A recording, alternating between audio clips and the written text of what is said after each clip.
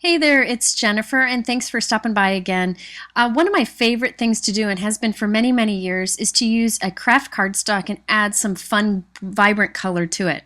I've showed many different ways to do this in the past, and I'll link to some other ideas on my blog, but I have another way today that you can add some colorful stamping onto a Kraft note card. I think the contrast between the vivid color and the neutral background is really fun.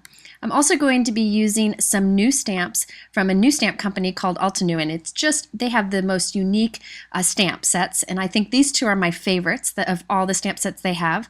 I'm going to be using some flowers and kind of little flourishes from the stamp set on the right, and from that really awesome stamp set on the left, I'm going to use a sentiment. I like how these can all be pieced together.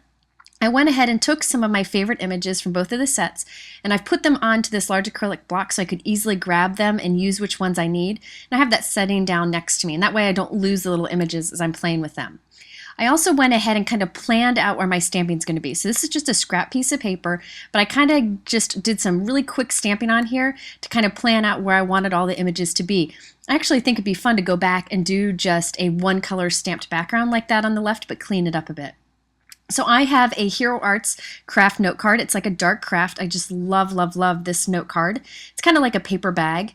It has some fun texture to it. And I'm going to stamp these images with a white pigment ink. My favorite white pigment ink is the Hero Arts Unicorn White Ink. Now this is nice and bright, vivid white when you stamp on colored cardstock, especially on this Kraft colored cardstock. The only trick is, since it's a pigment ink, it stays wet for a while, so you want to be sure not to touch it till it's dry or to heat set it to speed up the drying process.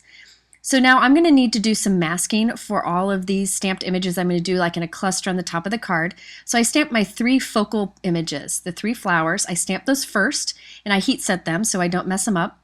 Now from masking paper, that was masking paper package I had there, I stamped the same images and cut them out. So the whole back of this is sticky, and so I can place this right over my image and I can mask them off. Now I had already done these before for a card I did previously, and I just reuse these masks over and over again. I'll show you how to store them a little bit later.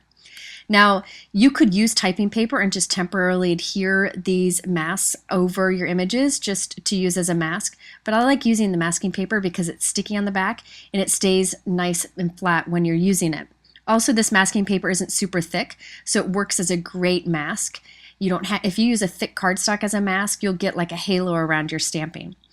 So now that I've masked my three focal images, the three images I want in the front, I'm doing my images around it.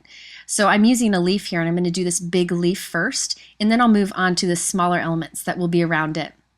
So again, I'm stamping with this white pigment ink, and I want to be sure not to touch it because it will smear if I'm not careful. So now that I've done the big leaves, I'm going in with the smaller pieces like these little hanging leaf patterns and just add some little flourishes here and there. Now you'll see that the piece I did on the left for practice, I'm kind of changing up how I'm doing it a little bit from that, but it gives me an idea of where I want to stamp. And I really think planning out like that quickly on scrap paper really ends up saving a lot of time in the long run. So now I'm taking off my masks here, and I'm going to go ahead and store these masks for later. And what I do is, this is my stamp set in my Avery Elle stamp pocket, how I store all my stamps. And I take my masks and I put them on inside the back so that they're stored there with my stamp set. So anytime I use a stamp set, I have those masks, and I can reuse them many times. It's a great way to store them and save a lot of time in the future. Now again, I'm going to zap this with my heat gun to make sure that it's dry. You can touch it to make sure it's dry before I go ahead and add the color. Now there are many ways you can add color over these stamped images. Today I decided to use Copics.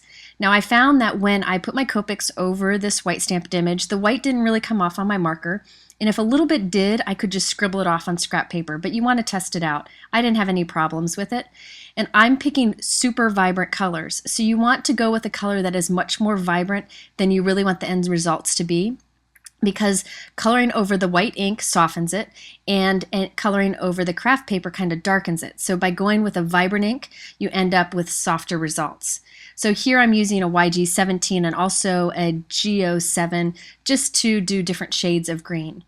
Now you could use any kind of markers here that you may have. I'm using Copics because I have several colors in them, but you could use like your Tombow markers. You can use any markers that you may have.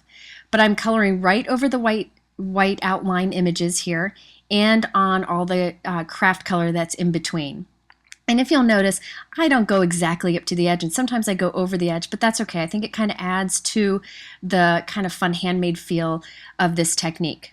Now I decided to go over some of the flowers with different bold colors. That purple's a little more muted, but here I'm going in with a really bold pink. I thought it would be fun to have one of the images be super bold.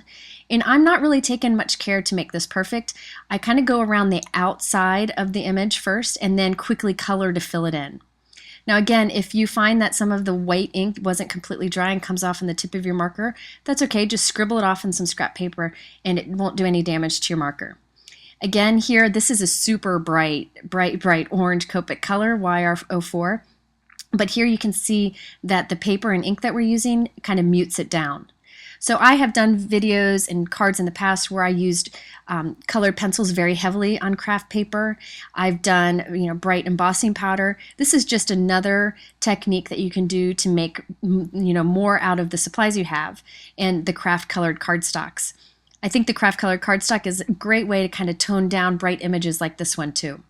Now you could do this on other colors of other color crafts, like a lighter color craft, or other colors of cardstock, but I really think it works best on the craft because it's just like a medium shade. Anything too dark won't allow the color to show through.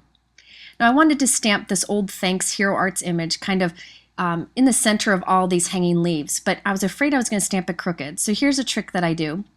I'm using the same white pigment ink. I take my T-ruler and I put it up against the edge of my card, and then I can have a straight line to kind of use as a guide there to stamp my greeting. So now when I remove that, I know that my thanks is perfectly straight because I use that T-ruler as a guide. Now again, I'm going to heat set this so I can make sure that I don't mess it up when I add the rest of the greeting. Now this sentiment that I'm going to add to this is one of the new images from Altenew, and I just love how they have these greetings that you can kind of build on each other. And I'm adding this below my Hero Art stamped greeting. Again, I use the T-ruler as a guide, and that's a great trick for doing straight stamping. Now on this stamp set, there are lots of little flourishes and dots and fun little paisley things. It's just great for filling in these little areas. I decided to go with the dots because that seems to be kind of what I always do. I'm just going ahead and adding color here and there. If you wanted to, you could go over these little dots with a colored pen to add some, with a colored marker to add some color to them, but I really like that bright white to kind of balance out the bright colors that we have. Now again, I've been addicted to using my Wink of Stella Shimmer pen because I think when you have a one-layer card, it's a great way to add a little bit of interest without adding any bulk.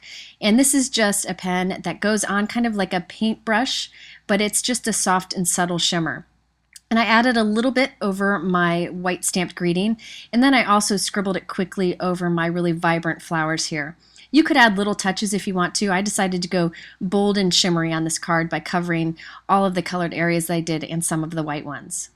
I think it'd be really fun to do the same card and leave almost all of it white and maybe just do one of the flowers or the sentiment in a bold color.